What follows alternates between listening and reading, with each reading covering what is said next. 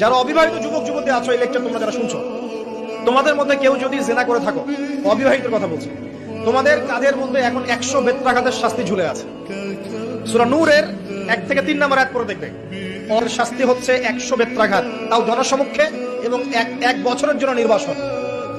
এই বিধানগুলো যদি পৃথিবীর কোনো দেশেও না থাকে, আসমানে আছে। মরার সাথে সাথেই এই বিধান কার্যকর হবে ইনশাআল্লাহ। বাঁচার বুদ্ধি কি? একটাই উপায় আছে। এই লেকচার কানে চলে গেছে, অনতিবিলম্বে ওযু করবে। ওযু করে খালেস ভাবে রাতের শেষ রাতে জায়নামাজ বিছাবে।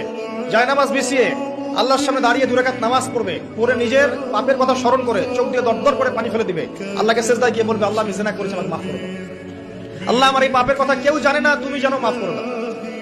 এই মাফ নেওয়ার পরে আবার ওই যার সাথে করেছেন ওর সাথে আবার লিংক আপ করার চেষ্টা করেন। আসো আমরা জিনা করেছিলাম, আসো বিয়ে করে নেই। এটা সলিউশন না। জিনা করেছেন, আগে তওবা করে ফিরে আসতে হবে, তারপরে পুরো জীবন ইসলামিক লাইফ